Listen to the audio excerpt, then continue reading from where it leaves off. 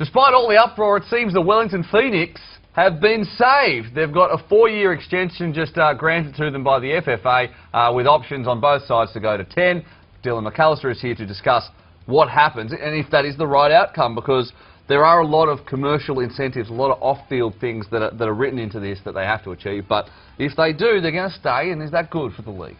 I think they've made the right decision. I think there's still a few details that need to be netted out before it's all finalised. But look, they've performed well on the pitch. You know, they've got decent numbers. They're definitely not the worst performing team in history of the A-League. So I think the right decision's been made.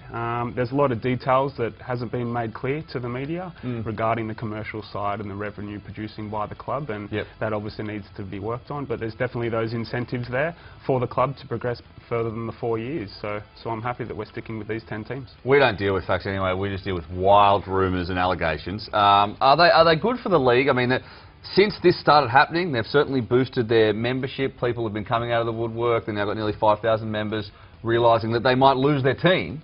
But overall, they've got a lot of work to do off-field. But are they good for the league in general to have a team over there? Look, I think yes. You know, they've definitely stabilised. You know, they've pushed past the few early years and really done well on the pitch. You know, they've made the finals a few times, and they have a good following, and like you said, they're on the increase. So if they can get things right off the field, you know, get that business model correct and get that revenue and the commercial side of things in the correct order, then we're going to see some more success for them. Well, as you say, they're not the worst team out there, certainly performance-wise, and they play good football, and they've been right up there in the past. Off-field, obviously, they have their problems, but other teams do as well. And like the Jets spring to mind, all sorts of issues there, etc. So why them? Why did they find themselves under threat and not another side? Well, maybe there's been talk about, you know, the team from the south side of Sydney being introduced, and I think that may be a little bit early. I think the FFA is trying to focus on the 10 teams they have at the moment. You know, to lose another team now would be pretty catastrophic, I think, to our competition.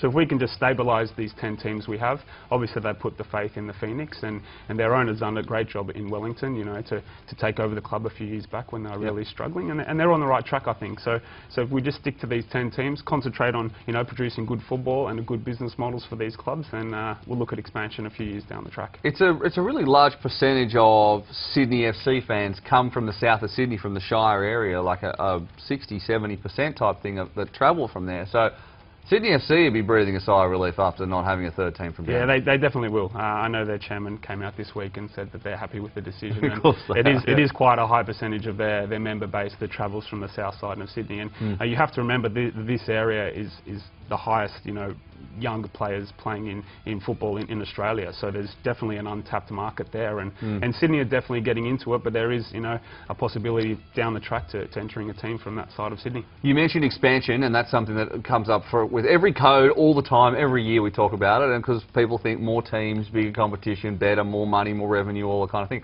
But expansion is not necessarily the answer all the time if there's not a deep enough pool of talent or money. What do you think? You mentioned it. You think you stay with the 10 now, and what happens in the next few years? Yeah, look, I think stability should be the focus at the moment. We've definitely seen some bad examples of clubs entering the competition and being let go, and it's kind of thrown things into chaos. So for now, I think let's stick to maybe a 3-5 year plan, concentrate on the clubs we have, and then maybe go to 12 teams. I think expansion, it should be on the agenda. You know, it's something that we need to talk about and discuss, and do it when the time is right. So for now, let's settle on the football and the clubs we have and get on with it. Is that the mood for the players as well? The way that works, that they just don't think perhaps that there's enough talent going around, or are there players out there who want jobs, who are good enough to play, but there's no space? No, there's definitely players out there. Look, before the A-League started, we had close to 250 Australians playing in competitions in Europe, and half of those got brought back to the country because of the A-League. So I think if you chuck another team in there down the track, you know, there's still players playing in Europe, in Asia, that are unhappy, maybe in some of the smaller countries, who would definitely consider coming back. So I think the players are definitely there, and like I said, the members, the juniors in that area, there's got to be some good players that we can come through and develop. Good stat, Leif. That was a good stat. I've got to say, if I was playing in the Ibiza National League or the Maldivian League, I'd be like, yeah, I think I'm going to stay here. No, well, anyway. You get a job there, for sure. Ibiza National League. Anyway, there you go. We're going to stick with the 10 teams. But plenty to think about as we move forward with the A-League.